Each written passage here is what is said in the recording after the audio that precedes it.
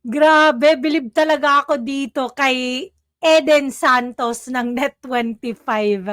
Imagine mo yun, siya lang talaga yung nakakapagtanong ng mga tanong na talagang, alam mo yung mahirap para sa mga ordinaryong mga reporter kasi you will get alam mo yung um, parang magiging on the bad side ka at ayaw na ayaw nating maging ganun, 'di ba? Mostly. Pero si Eden Santos talaga, wow!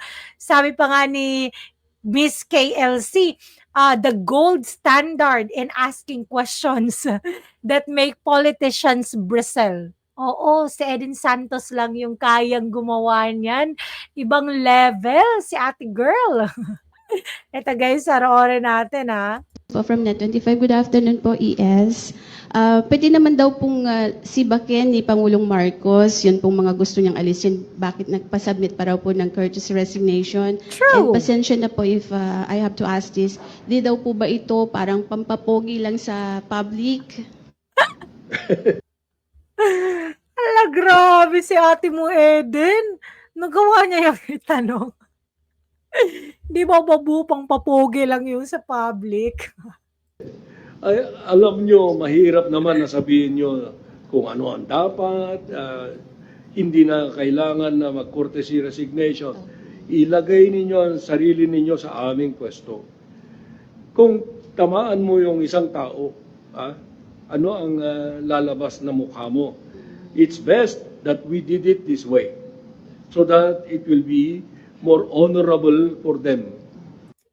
Anong more, anong more honorable for them? Na sobrang daming nagpasa ng resignation tapos sila lang yung inaccept? Parang mas lalo naman yatang alam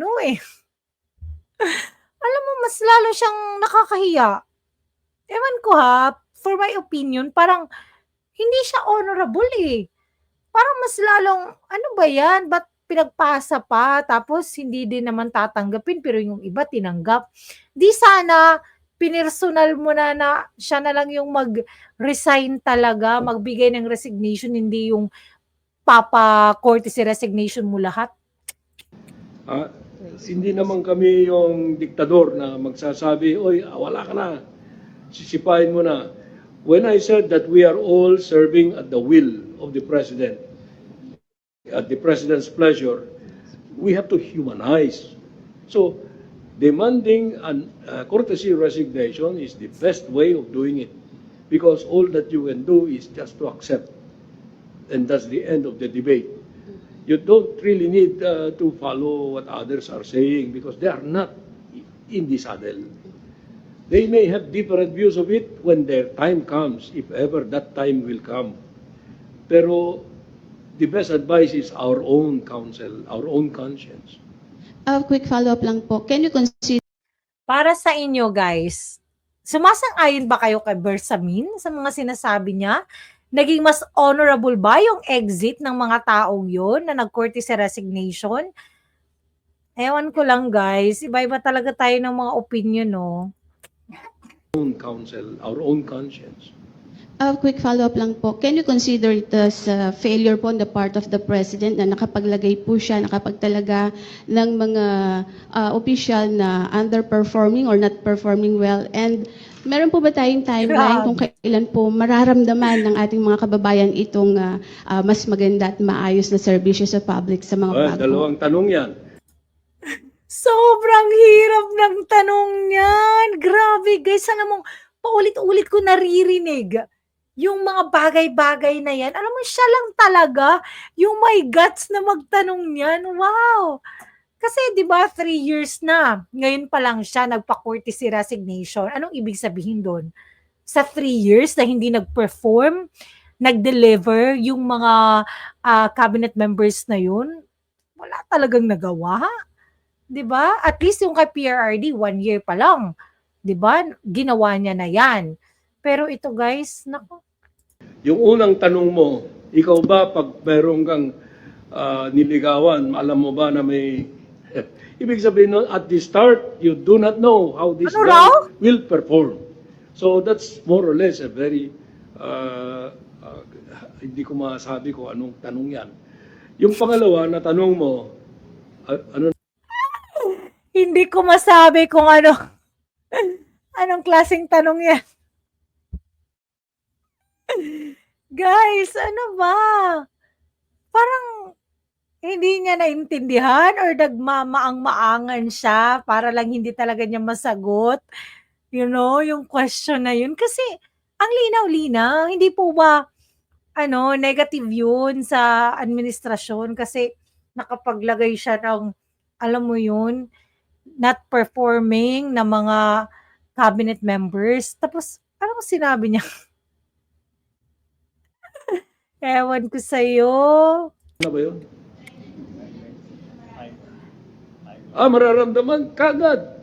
Kagad. Wala nang iba eh. Kung ang trabaho mo ay mag-deliver ng tinapay, deliver ka ng masarap na tinapay. Ganun lang. Hindi naman pwedeng, oy, bukas pa. Wag. Ngayon na. Kasi taong bayan naghihintay. Oh, di ba? Mararamdaman daw guys kaagad. Naramdaman nyo na ba? Ano to eh, I guess 2 days ago na interview to eh. Sino ba sa inyong nakaramdam na ng pagbabago? Kaagad daw eh, kasi yung tanong ni Eden Santos, meron ba kayong timeline? Kailan ba mararamdaman yung pagbabago? Sabi niya, agad-agad eh. Wow! Meron na ba kayong naramdaman na agad-agad na pagbabago? Alam nyo, may mga dito. Grabe yung comment nila, guys. Sabi nila dito, si Bersamin, di ako maka-imagine na Chief Justice siya dati, the way he talks. Si Miss KLC, sabi niya yun. Si Bersamin, di ako maka-imagine na Chief Justice siya, the way he talks. Ano ba yan? Parang male version ni Claire Castro.